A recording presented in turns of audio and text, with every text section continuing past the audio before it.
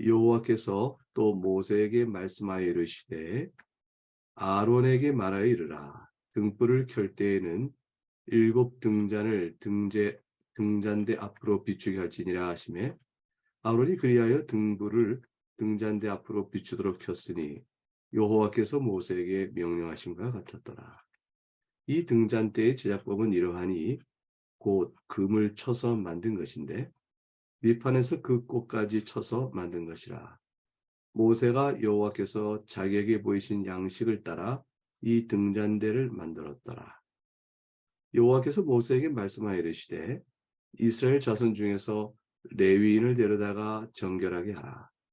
너는 이같이 하여 그들을 정결하게 하되 곧 속죄의 물을 그들에게 뿌리고 그들에게 그들의 전신을 삭도로 밀게 하고 곧 의복을 빨게 하여 몸을 정결하게 하고 또 그들에게 수송아지 한 마리를 번제물로 기름 섞은 고운 가루를 그 소제물로 가져오게 하고 그 외에 너는 또 수송아지 한 마리를 속죄 제물로 가져오고 레위인을 회막 앞에 나오게 하고 이스라엘 자손의 온 회중을 모으고 레위인을 여호와 앞에 나오게 하고 이스라엘 자손이 그들에게 안수하게 한 후에 아론이 이스라엘 자손을 위하여 레위인을 흔들어 바치는 제물로 여호와 앞에 드릴지니 이는 그들에게 여호와께 봉사하게 하기 위함이라.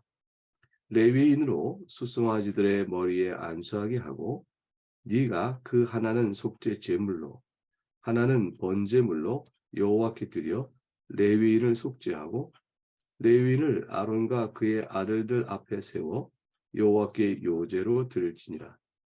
너는 이같이 이스라엘 자손 중에서 레위인을 구별하라. 그리하면 그들이 내게 속할 것이라. 네가 그들을 정결하게 하여 요제로 드린 후에 그들이 회막에 들어가서 봉사할 것이니라. 그들은 이스라엘 자손 중에서 내게 온전히 드린 바 된 자라. 이스라엘 자손 중 모든 초태생 곧 모든 처음 태어난 자 대신 내가 그들을 취하였나니 이스라엘 자손 중에서 처음 태어난 것은 사람이든지 짐승이든지 다 내게 속하였음은 내가 애굽 땅에서 모든 처음 태어난 자를 치던 날에 그들을 내게 구별하였습니다. 이러므로 내가 이스라엘 자손 중 모든 처음 태어난 자 대신 레위인을 취하였느니라. 내가 이스라엘 자손 중에서 레위인을 취하여 그들을 아론과 그의 아들들에게 주어 그들로 회막에서 이스라엘 자손을 대신하여 봉사하게 하며 또 이스라엘 자손을 위하여 속죄하게 하였나니 이는 이스라엘 자손이 성소에 가까이 할 때에 그들 중에 재앙이 없게 하려 하였음이니라. 모세와 아론과 이스라엘 자손의 온 회중이 여호와께서 레위인에 대하여 모세에게 명령하신 것을 다 따라 레위인에게 행하였을 때 곧 이스라엘 자손이 그와 같이 그들에게 행하였더라. 레위인이 이에 죄에서 스스로 깨끗하게 하고 그들의 옷을 빨매 아론이 그들을 여호와 앞에 요제로 드리고 그가 또 그들을 위하여 속죄하여 정결하게 한 후에 레위인이 회막에 들어가서 아론과 그의 아들들 앞에서 봉사하니라. 여호와께서 레위인의 일에 대하여 모세에게 명령하게 하신 것을 따라 그와 같이 그들에게 행하였더라. 여호와께서 또 모세에게 말씀하여 이르시되 레위인은 이같이 할지니 곧 25세 이상으로는 회막에 들어가서 복무하고 봉사할 것이요 50세부터는 그 일을 쉬어 봉사하지 아니할 것이나 그의 형제와 함께 회막에서 돕는 직무를 지킬 것이요 일하지 아니할 것이라. 너는 레위인의 직무에 대하여 이같이 할지니라. 하나님의 말씀입니다. 하나님께 감사합니다. 오늘 민수기 8장 전체 내용은 하나님께서 지난 7장 89절 마지막에 각 지파의 지휘관들이 지파별로 이스라엘을 대표하여 각각 지파별로 하나님께 헌신의 제물을 드렸습니다. 그것은 번제였고 속죄제였고 화목제였습니다. 번제를 드린다는 것은 우리가 다 하나님께 저희 모든 것을 드립니다라는 헌신의 의미가 있고, 속죄제는 속건제와 더불어 허물을 주 앞에 속죄하는 것이죠. 용서의 은혜와 죄사함의 은혜를 받아서 이제 화목제를 드림으로 하나님과 화목게 되는 큰 기쁨을 나누게 됩니다. 이 모든 이스라엘 전체가 헌신되어지는 그 일로 인하여 이제 하나님은 회막에서 제사를 드리고 할 수 있는 모든 준비 여건이 마련하게 되어집니다. 이 일을 위해서 8장에 먼저 레위인들을 또 구별하여 정결케 하는 예식을 행하도록 말씀하셨습니다. 그 가운데 이제 8장 1절부터 4절은 등잔에 불을 켜는 것에 대하여 말씀하고 있죠. 회막 안에 있는 그 어두운 곳을 빛을 밝힘으로 늘 이제 항상 꺼지지 않는 등불을 켜놓도록 하셔서 세상 속에 빛을 비추신 진리의 빛이 또 생명의 빛이 주께 있음을 나타내 주도록 하셨습니다. 그리고 나서 이어지는 대목 속에서 레위인을 데려다가 정결케 하라 라는 말씀을 주셔서 5절부터 8절까지 내용은 레위인을 정결케 하는 외식에 관한 내용이 나옵니다. 그리고 9절부터 10절의 말씀은 레위를 왜 이렇게 구별하는가, 이스라엘 백성과 따로 불러내요 특별한 직무를 맡기죠. 회막에서 제사장을 도와 돌볼 특별한 직무에 부르심이 있었음을 나타내 보여줍니다. 그리고 이제 11절부터 읽었던 전체 13절의 내용은 하나님께 드려져야 할 레위를 정결케 하는 제사 규례가 이렇게 나오고 있습니다. 그때의 내용을 쭉 우리가 살펴본 바가 되었고요. 이 제사 규례 속에서 특별히 13절에 레위인을 아론과 그의 아들들 앞에 세워 여호와께 요제로 드릴지니라. 요제는 흔들어 드리는 것인데 레위인을 자체를 흔드는 것이 아니고 레위인이 안수한 제물을 흔드는 것이죠. 이때 레위인은 대략 8,580명쯤 됐을 것이라 수량으로 인구수를 계산해 놓습니다. 그리고 이제 14절에서부터 15절 이와 같은 일종의 레위인의 임직식이죠. 취임제사, 구별하는 임직식을 통해서 레위인을 통하여 사역을 명령하십니다. 그 14절과 15절입니다. 그것은 초태생, 처음 태어난 이스라엘 모든 것들을 다 대신하여 하나님 것임을 고백하고 드려지는 것입니다.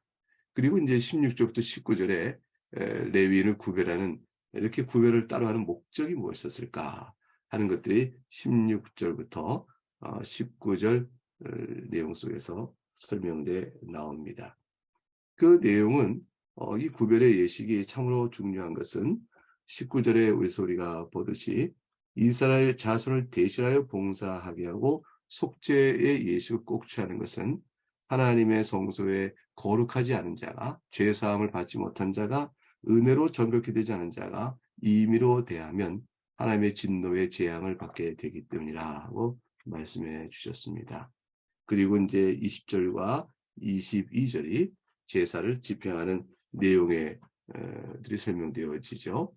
그리고 이제 23절과 26절에 마지막으로 레위인의 직무연한 정년에 관하여 또 정년 이후에는 어찌하는 것인가 하는 것과 관하여 말씀이 주어지고 있습니다. 이제 오늘 이 같은 8장 전체의 내용 속에서 눈여겨볼 부분은 레위인이 하나님 앞에서 직무의 부르심을 받고 헌신하는 일을 위해서 정결 예식이 꼭 있어야 한다는 사실에 오늘 본문의 내용을 통해서 중점적으로 보고자 합니다.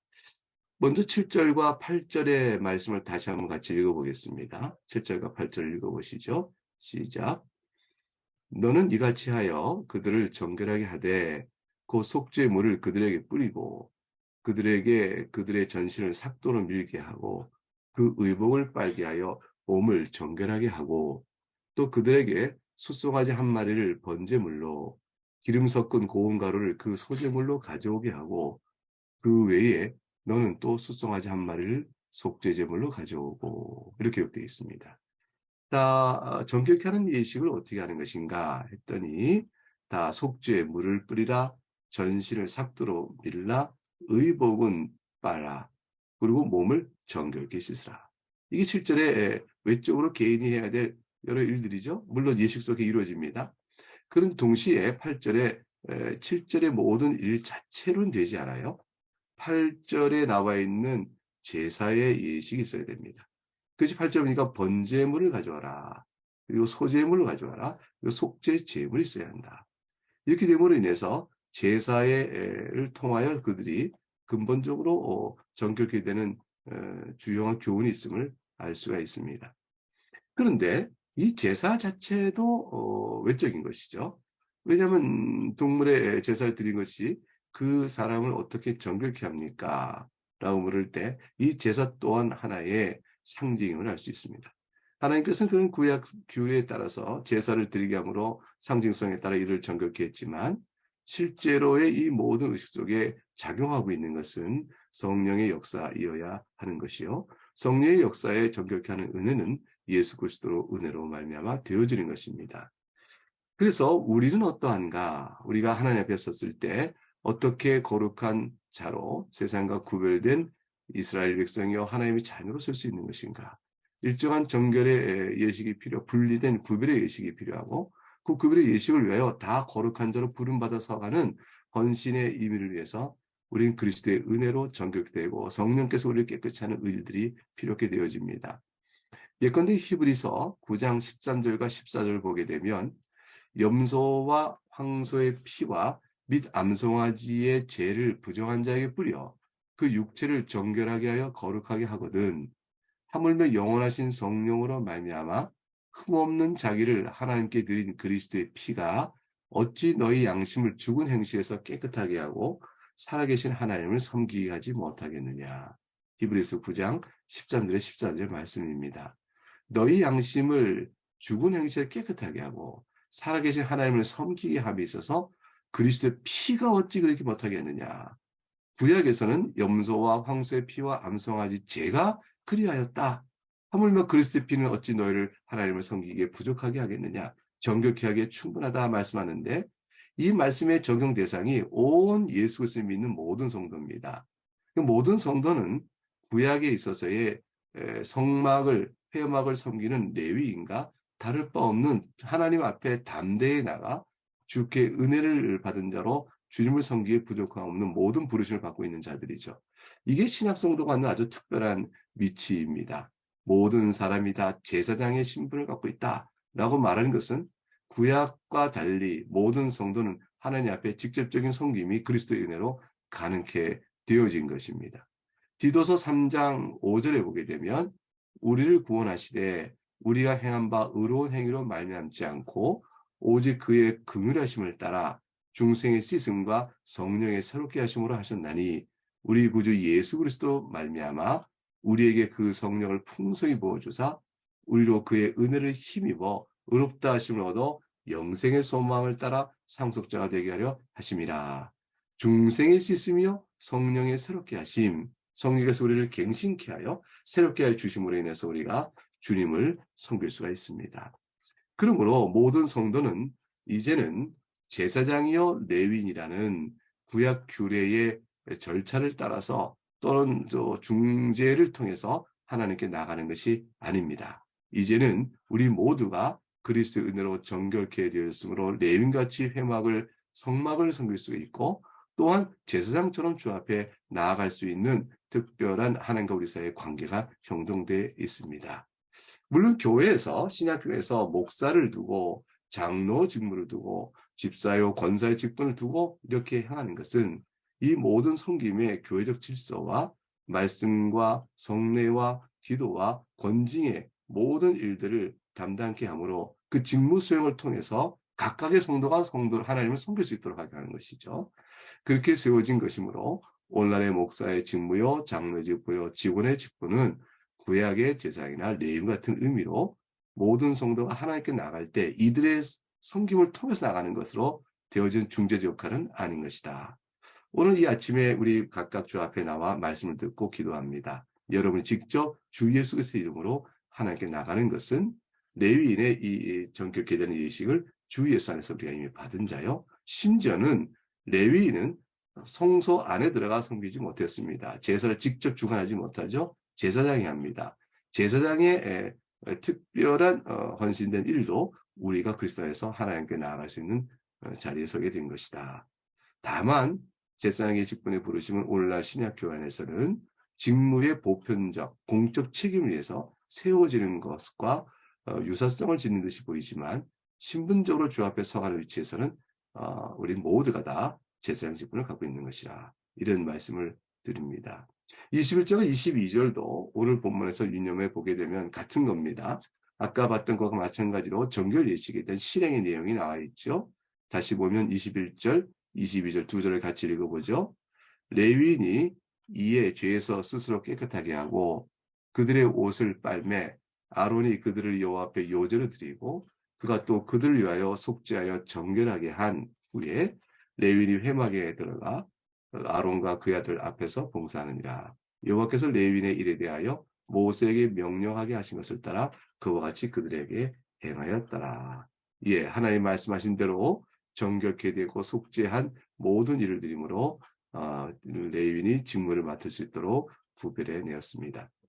마지막으로 레위인의 직무 정년이 이제 흥미롭죠.